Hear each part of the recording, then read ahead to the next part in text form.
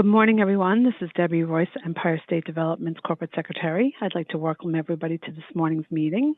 And before we formally begin, I'd like to ask everyone to remember to mute your phones unless you're speaking.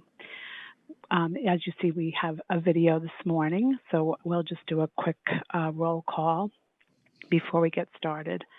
Chairman Stephen Cohen. Present. Howard Zemsky. Present. Hilda Rosario Escher. Present. Eric Gertler. Present. And Superintendent of the Department of Financial Services, Linda Lacewell. Present. Okay, good morning, everyone. Mr. Cohen, you now have a quorum and you can begin. Well, good morning, everybody, and delighted to actually see you. Our maiden voyage into some new technology. So thank you all for bearing with us. And again, it's nice to associate faces with names and voices. I now call to order the meeting of the directors of the New York State Urban Development Corporation doing business as Empire State Development for Thursday, October 15th, 2020. Before we get started, I will ask everybody to please mute their microphones until they're ready to speak. Also, for the record, I will ask that anyone wishing to speak, please be sure to state your name before you begin for those who may be dialing in on a phone. I'd like to note for the record that due to the public health concerns and as authorized by the executive order of the governor, this meeting will be conducted by video and teleconference. I will also note for the record that the public was given an opportunity to comment on the agenda items by submitting their written comments by 4:30 p.m. yesterday. I'd like to state for the record that no comments were received from the public concerning today's agenda items. As always, the directors have received written materials in advance of today's meeting and are free to ask questions at any time during the presentations. At this time, I'll ask the directors whether anyone has any potential conflict of interest with respect to any of the items on the agenda. If so, I will ask you to please make an appropriate disclosure on the record, and we will then remind you to recuse yourself from any discussion or vote with regard to such item or items. Anybody with a conflict? Hearing no response, I take it that there are no items that require recusal, and we can dispense with the further inquiry on that topic. The first item on today's agenda is the approval of the minutes of the September 17th, 2020 directors meeting. Those have been distributed in advance of the meeting. And I will ask if everybody has had an opportunity to review them and whether there is a motion for approval of the minutes. So moved. Second? Seconded. Anybody opposed? Hearing no opposition, the minutes will be deemed approved. The motion carries. We'll now move to the report section of today's agenda, and I will ask Eric Gertler to start things off with his president's report. Eric, are you ready? I'm ready. Thank you. Thank you, Chairman Cohen. Thank you, Chairman Emeritus Zemsky. Greetings to fellow board members. Good to and everybody on the call.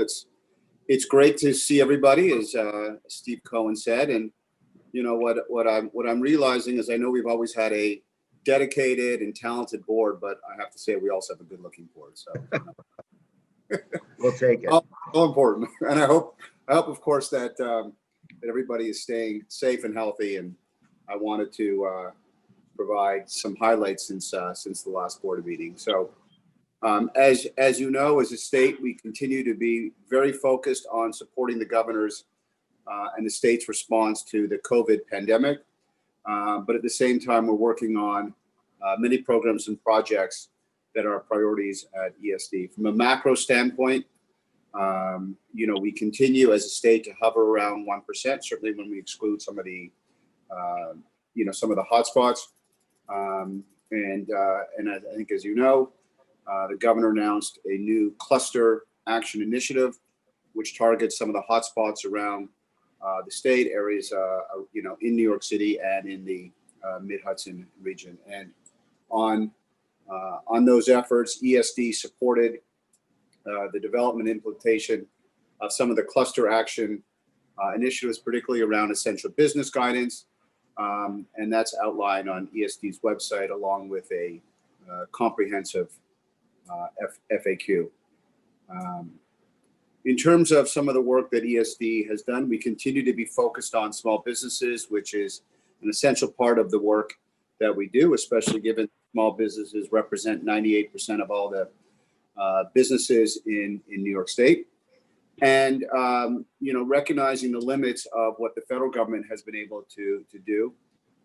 We launched many months ago the New York Ford Loan Fund, but we then modified it to permit businesses that had received PPP funding to also be eligible on certain limits to be able to also access that fund. And that's important because of the needs for small businesses and the degree to which they've been struggling under the COVID pandemic. We also launched the Empire State Digital, which has been an innovative program partnering with global e-commerce leaders like Etsy, Square, Shopify, Clearbank, all in an effort to help small businesses to be prepared for a digital age. It helps these small businesses digitize. This was an effort in partnership with Linda Lacewell and her agency, and this helps small businesses to expand and adapt in the new economy and with respect to changes coming out of COVID-19. So in addition to the hard work by a number of staff members in Linda's group, I also want to thank Pravina Raghavan and her team for all their hard work on that program. So also since the last board meeting on September 24th, that week was New York State Workforce Development Awareness Week. We commemorated it by participating in the Western New York Workforce Development Challenge, which has been part of the governor's statewide commitment to workforce development. Nearly $1.5 million was awarded to nonprofits to ensure the region's talent pipeline has the skills to be responsive to changing industry today and to promote workforce training for underserved population. As a state, we were also awarded $18 million in federal grant for educational opportunities to train New Yorkers for in-demand jobs and support entrepreneurs and help small businesses also recover. With respect to distributing this money, we are working with the Governor's Office of Workforce Development, Department of Labor, SUNY and CUNY. The great thing is that New York was just one of 8 states to receive this funding, which was made available through the CARES Act. And in fact, we received the most money of any state. So that was very positive news. Just to tour a little bit of the regions. Last Friday, Chairman Cohn and I, along with the famous Sparky of the New York Islanders, we were at Belmont Park participating in the final beam raising ceremony for the UBS arena at Belmont Park. And I have to say, it really was an indication of how hard the workers and the laborers have performed on this project. It's amazing to see how quickly it is going up. And also it was sort of a brief moment of a return to normalcy of being able to see something being constructed. And so that was pretty, pretty excited and, also fun to get out of the office. Also last week, Lieutenant Governor Hochul broke ground on the new intermodal ground transportation facility at Long Island MacArthur Airport in Islip. And that hub, which has been supported by an ESD grant, will improve traveler access to the airport, and was identified by the Long Island REDC as an important improvement to help the region's competitiveness. In downtown Syracuse, Blue White Robotics, which was an Israeli company that participated in the business roundtable that the governor convened in Israel, announced that they were opening an autonomous air and ground vehicle command center in the Tech Garden, and that's important to be part of the drone industry and the leadership that New York State has within that industry, and specifically in central New York. Also last week, And I was told I cannot forget this announcement. The legendary hot dog maker Zweigel's announced the completion of phase one of its expansion. So for those in Rochester, as Vinny will tell me, they've called that Rochester home since 1880. So that's also pretty exciting. And and today in Western New York, one of ESD's subsidiaries, the Erie Canal Harbor Development Corporation, with the Lieutenant Governor, will open the historic Longshed on the northern end of the Central Wharf at Canal Side in Buffalo. And this space will be used by the Buffalo Maritime Center to construct a replica of the boat that transported Governor DeWinton Clinton and Howard Zemsky, Clinton from Buffalo to New York City to make the official opening of the Erie Canal in 1825. So that Longshed will become a flexible, multi-purpose space for education and historic programming, and will also be used to host large public gatherings in a post-COVID world. So let me stop there. Let me thank my fellow board members. Let me thank the team at ESD who continue to perform at such high levels during such difficult times. And let me turn it over to Chairman Cohen. Thank you. Thank you, Eric. And I must say, having met President Gertler at center ice on the new UBS arena, I think forever I will hear tales of how we met at the arena. Of course, there was no ice and there were no boards, but it was great to see how quickly it's going up. It's really an amazing project. Before we proceed with our project items, I'll turn to Glendon McCleary if he's available to present a summary of those subjects. Thank you, and good morning. The directors will be requested to consider 12 projects totaling $18,725,808 in grants. The projects include 2 Buffalo Billing Awards, 7 Regional Council Awards, and 4 discretionary awards. The projects will take place in the Western New York, Central New York, Capital, Finger Lakes, and Mid-Hudson regions, and leverage over $142 million of additional investment. Thank you. Thank you, Glenn. I guess we should turn to the Western New York region and Amanda Mays, if you're available. Amanda? Good morning. The first 2 projects that I'll be presenting are part of the governor's $50 million East Side Corridor Economic Development Fund, which is an initiative designed to spark revitalization of Buffalo's East Side. Announced by the governor in March 2019, the East Side program funding is designed to help revive traditional main streets and commercial corridors through the preservation of historic buildings, funding of capital improvements in neighborhood assets, expansion of commercial opportunities, improvements to infrastructure, and promotion of mixed-use private investment in the neighborhoods. The city of Buffalo's East Side comprises more than 40% of the city's total land area, over 40% of total residents, and about 30% of total jobs and businesses, but has not been on par with the rest of the city throughout Buffalo's revitalization. So the first of those projects is for the Michigan Street African American Heritage Corridor Commission. The directors are requested to approve a grant of up to $281,050 from the Buffalo Regional Innovation Cluster, Buffalo Billion 2, to the Michigan Street African American Heritage Corridor Commission for consultant costs associated with undertaking a strategic action plan.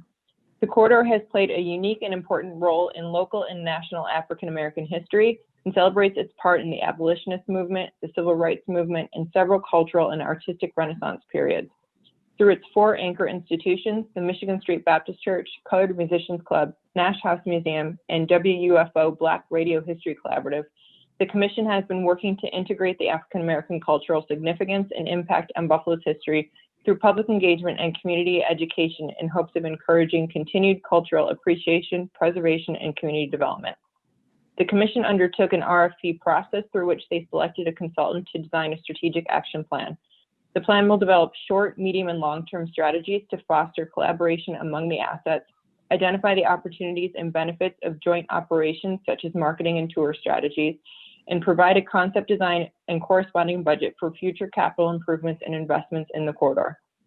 Through this study, the Commission will identify measures to better link the historic assets and create a vibrant tourist destination in the Michigan Avenue Historic District. The second project, the directors are requested to approve a grant of $2.6 million from the Buffalo Regional Innovation Cluster, Buffalo Billion 2, to the City of Buffalo for a portion of costs associated with the $3.6 million project to restore the historic grand staircase and undertake interior and exterior renovations on the Buffalo Museum of Science building. The project will include 3 capital improvement projects: restoration of the museum's grand staircase, which has been closed since the 1970s due to disrepair, restoration and replacement of the limestone masonry on the exterior northern facade, and replacement of windows and sills, and improvement of security and ADA accessibility at museum entrances. The repairs will correct deterioration that the structure has experienced and improve access to the building, allowing it to continue to serve and educate the more than 230,000 annual visitors and program participants it welcomes, including 32,000 school groups. The museum also offers professional development programs for STEM educators. In addition, the restoration of the north facade grand staircase will reconnect the building with the community through Martin Luther King Jr. Park, furthering its focus of better serving the East Side community. The stairs and refurbished space will provide new opportunities for community events, making the museum a more welcoming and accessible space to everyone within the neighborhood.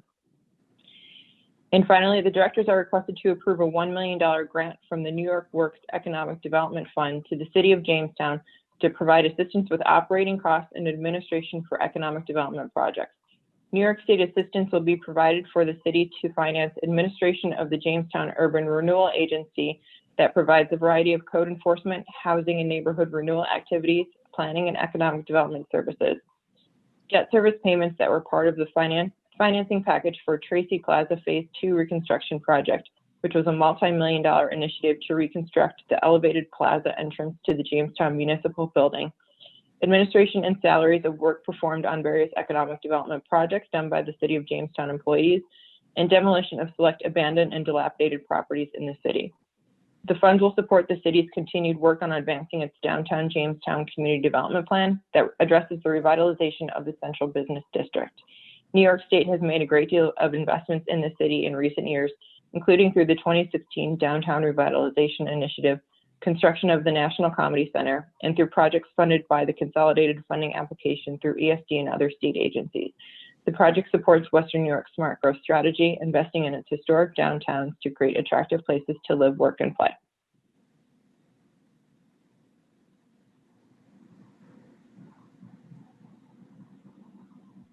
All right. Any questions, comments?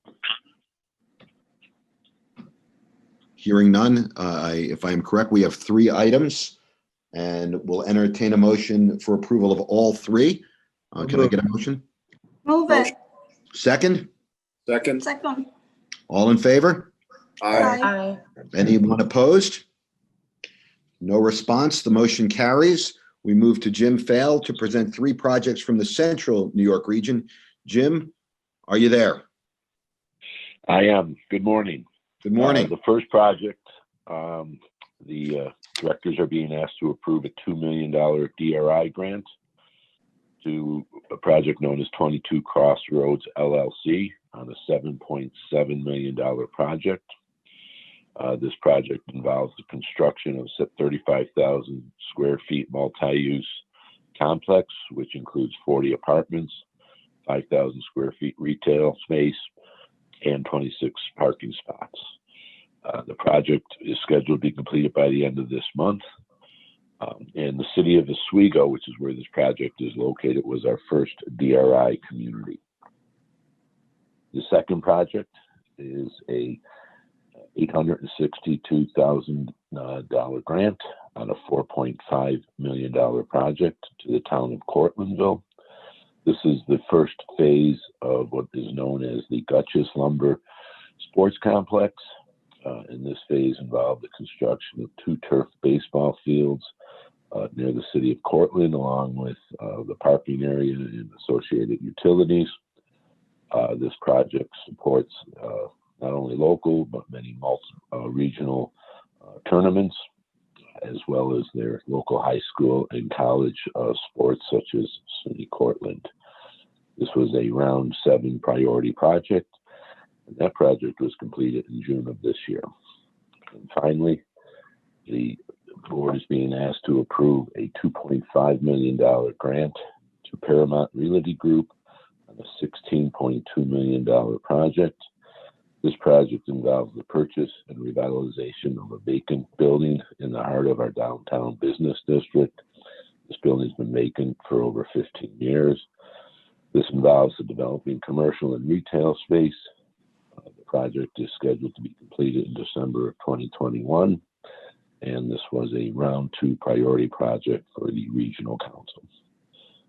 Glad to take any questions. Any questions or comments for these projects or for Jim? Jim, quick question.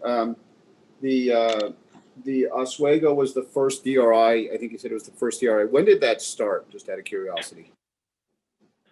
That was the project or the DRI? Well, not the DRI. When did they start construction on that project? I'm not positive on the exact date, but the award was made 4 years ago and announced 3 years ago. So probably about 2.5 years ago, okay. They started it. That's perfect. That's what I wanted to know. Thank you. All right. No other questions. Once again, 3 projects, 2D, 2E, and 2F on our agenda. Can I get a motion? Motion. Motion. Second? Second. All in favor? Aye. Aye. Anyone opposed? The items are approved, and the motion carries, and we move to Mike Yevely on some Capital Region projects. Mike, you there? I am. Good morning. Good morning. Good morning. I will be presenting one project and will be requesting the directors approve 2 regional council capital grants totaling $5,225,000 to Mill Lane Apartments LLC for a portion of the cost associated with acquiring and renovating properties within a 3-block area to create the Mill Artisan District and undertaking related interior and exterior improvements in a severely distressed urban neighborhood in downtown Schenectady. The priority project includes funding from a Round 6 and a Round 7 REDC CFA award. And also, the project was the beneficiary of an already approved by the directors Round 5 Restore New York project to the city of Schenectady for $500,000. The total project cost is $44,545,000. Mill Lane Apartments LLC is a single-member limited liability company owned and operated and managed by James T. Pollard, a Schenectady-based architect. Mr. Pollard has been involved in development, renovation, and construction of the real estate development projects throughout downtown Schenectady and the Capital Region. Lower State Street section of downtown Schenectady has suffered from blight, antiquated, unsafe structures, and disinvestment for years. This project represents a transformation on Lower State Street and would not have been feasible without ESD financial assistance. The project is also located within the city of Schenectady's Round 4 successful downtown revitalization initiative zone. To facilitate the development, the company secured site control of 12 properties, 9 of which were vacant, blighted, or otherwise underutilized buildings that would have been demolished. The largest structure, a 4-story, 62,518 square foot building, the former Breslau's department store, has been preserved, renovated, and converted into a mixed-use 5-story facility with 39 market rate apartments and several new businesses occupying over 22,000 square feet of space. The rest of the project is new construction that adds over 68,000 square feet of new construction to downtown Schenectady, with 33 market rate apartments and 28,500 square feet of commercial uses. Active tenants include the Janelle Group, which is a growing software development and technology company. They occupy over 17,000 square feet on the new 5th level of the Breslau's building. In addition, Frog Alley Brewing and Frog Alley Distilling are the largest users and the base of the commercial operation. In addition, they are working with White Management, which is occupying 2 spaces, Annabelle's Pizza, Bountiful Bread and Bakery, which all of those uses I mentioned will be working with Schenectady County Community College's Culinary Arts Program, which will also be occupying over 9,000 square feet of space. The students will be able to interact with both of these both of these establishments. And Schenectady also has a certification in brewing and distilling. So it's a great opportunity to bring the students right into the building and experience, real life work in these operations. So project is complete. I'll close in saying that the project is consistent with this Capital Region Economic Development Council to revitalize downtowns, creating vibrant mixed-use districts, and supporting innovation programs in all sectors to revitalize our urban centers and preserve and enhance business areas, improve urban living, and attract people back to cities. Thank you. Any questions or comments? If not, I will entertain a motion with respect to item 2G. Motion. Go ahead. Second. All in favor? Aye. Aye. Any opposed?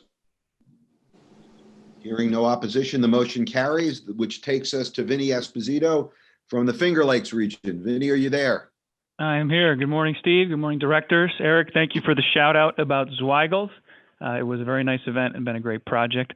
I have 3 projects for you today.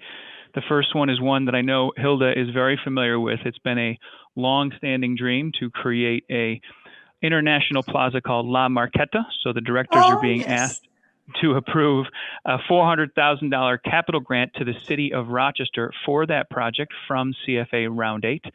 This grant supports the construction and renovation of a public plaza with an open-air international theme market and community gathering space. It's been decades in the making, and it is part of the El Camino neighborhood, which is Rochester's highest Latino and Hispanic populations. The project was $3.586 million, was completed in September 2020. The second project, directors are being asked to approve a $425,000 capital grant to Ellicott Station LLC from the Downtown Revitalization Initiative. This is a grant that will support a project in a brownfield opportunity area in downtown Batavia, which is one of their DRI projects in one of the Finger Lakes region's DRI communities. This will be a 3-acre urban infill on a site that's been vacant since 2013 with several previous industrial uses. This is a $19.9 million total project. This $425,000 from the DRI is one of 3 grants from ESD. We've previously awarded a total of $2.4 million from Regional Council Capital Fund and also our Restore program to the City of Batavia and the Batavia Development Corporation to help finance this project. The project is set to break ground in December. It's coming to the board now, like those past grants I just mentioned, because financing through New York State HCR, Homes and Community Renewal, requires approval by ESD board of all grant funding before they can close on that financing. The final project, directors are being asked to approve $1,455,500 capital grant for the YMCA of Greater Rochester from the Regional Council Capital Fund CFA Round 7. This grant supports the construction and equipping of the Shotland Family YMCA, which is a state-of-the-art 140,000 square foot facility on 18 acres in the town of Pittsford. This facility includes a wellness center, strength training equipment, pools, gyms, exercise, child care studio, preschool classrooms, community room, as well as healthcare clinic. Excuse me. This project was $41,700,000 in total and was completed in April of 2020. Be happy to take questions on any of these. Any questions? Any comments? Hearing none, I think we have 3 items, 2H, 2I, and 2J. If I can get a motion. Motion. Second. All in favor? Aye. Any opposition? Hearing none, the motion carries, and that takes us to James Kostenblatt. James, are you there? I'm here. Thank you, Mr. Chairman, and good morning, everyone.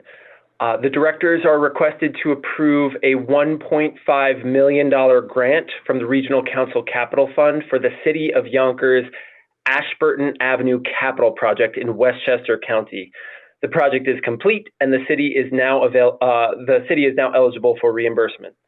This is a $14,667,439 community revitalization project that rehabilitated Ashburton Avenue, which is a mile-long east-west arterial roadway that runs from the Sawmill River Parkway through downtown Yonkers and then to Route 9 and almost up to the Hudson River.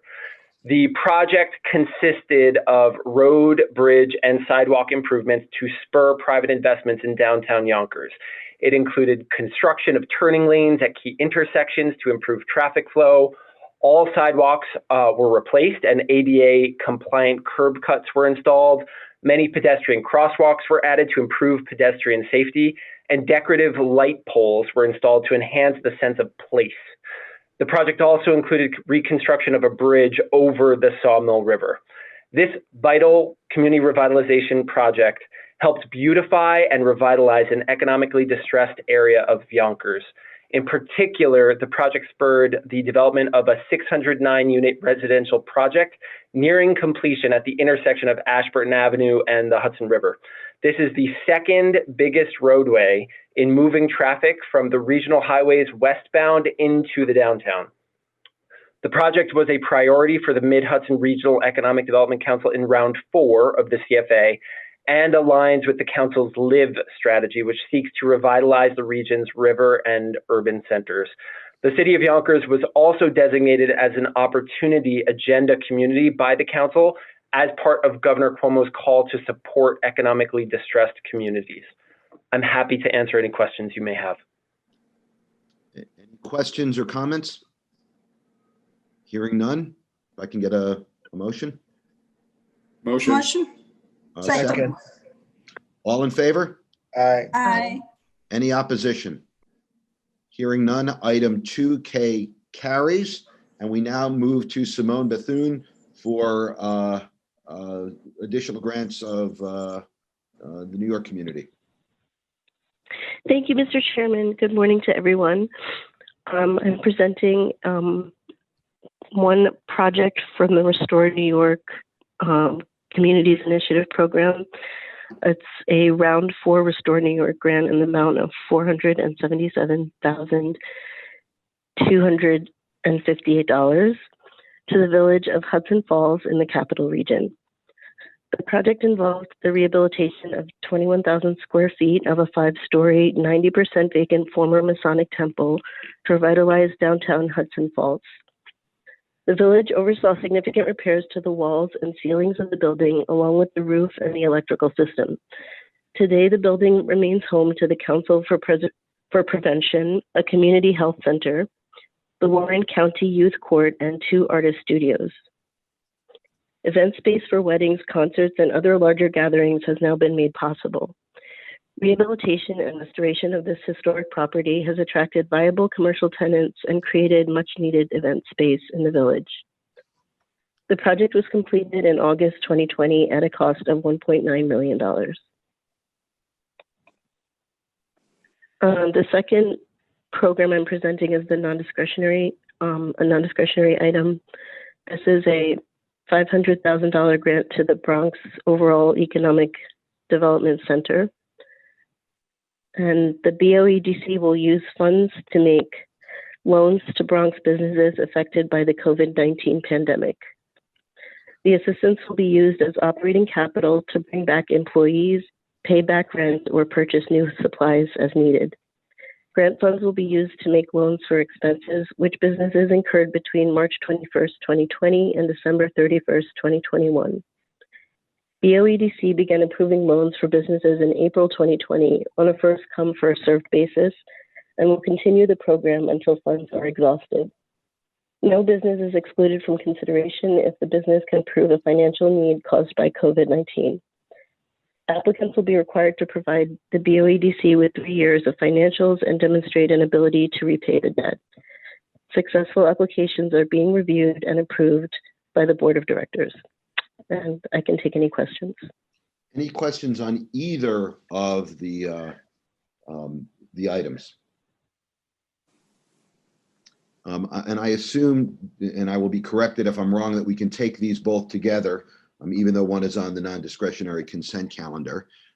So if I can get a motion for both projects. Second? Second. All in favor? Aye. Aye. Any opposition? In which case both carry, which takes us, I believe, to Vincent Ravishir with the New York State Electric Generation Facility item. Good morning. Thank you. Yes, this item concerns the Electric Generation Facility Cessation Mitigation Program. The board is being asked to approve a grant for approximately $726,000 from the program for Chautauqua County. The award will offset the reduction of payments and property taxes to the county from NRG Energy due to the closure of the Dunkirk power plant. This is the fourth of the 7 program years for Chautauqua County, and the award represents 50% of its property tax loss from the plant for this year. Approval of this grant will bring the total disbursements from the fund to approximately $32.5 million. And I'd be happy to answer any questions. Thank you. Any questions or comments? Vincent, it's Eric. Just to remind me, because we dealt with this on the other project that we were talking about. So it's gone from whatever 80%. Now we're down to the 50% level, right? That's how it. Correct. That's right. Out, right. Okay. Thank you. Any other questions? Hearing none, I will entertain a motion. So moved. Second. Second. All in favor? Aye. Aye. Anyone opposed? Hearing no opposition, the motion carries, and we move to Nicole Stent for our final item. Good morning, everyone. Good morning, Mr. Chairman. Good morning, directors. The Division of Minority and Women Business Development is requesting the directors to authorize an amendment to the 2020 MWBE Forum contract with Renee Sachs Associates, DBA Sachs Communications, for event management vendor services relating to the 10th annual 2020 New York State MWBE Virtual Forum to be held on December 2nd, 3rd, and 4th, 2020. The original contract had been approved at the March 26, 2020 ESD board meeting. Due to COVID-19, the delivery model for the 2020 MWBE Forum has changed from a 2-day in-person live event held at the Empire State Convention Center to a 3-day hybrid format offering 1 day of in-person live sessions and 2 days of an interactive digital virtual event. The Forum is New York State's largest annual business event for minority and women-owned business enterprises, bringing together MWBEs, small businesses, prime contractors, procurement officials, elected officials, agencies, and authorities.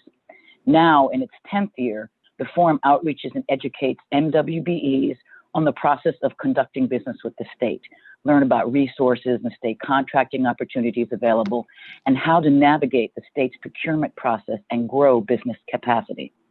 The forum features technical assistance, best practices, business and access to capital resources, contract and business expansion opportunities, and connects MWBEs directly with state procurement officials and prime contractors. The consultant will provide full-service project management services, including but not limited to event management, event marketing, pre-event, and registration. The amended amount is an additional $39,343.30, raising the total amount not to exceed to $358,671. The total amount includes the consultant fee and reimbursable expenses. The New York State MWBE Forum is self-sustaining. All costs are paid by registration fees, exhibitor fees, and sponsorships. We're requesting the directors to authorize the corporation to amend the contract with Renee Sachs Associates for event management vendor services relating to the 2020 New York State MWBE Virtual Forum in an amount not to exceed $358,671. Any questions or comments?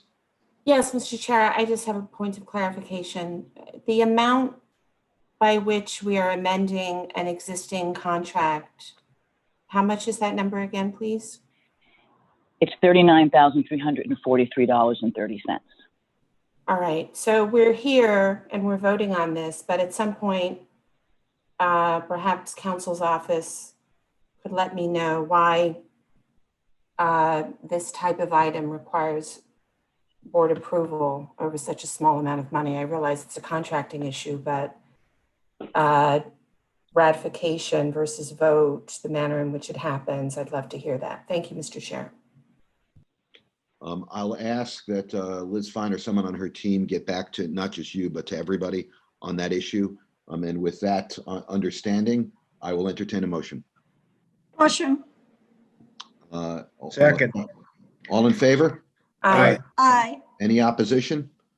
With that, the motion carries with respect to item 5A. And I think our business is done. So if there is a motion to adjourn, I will hear it at this point. So moved. Assume we have a second.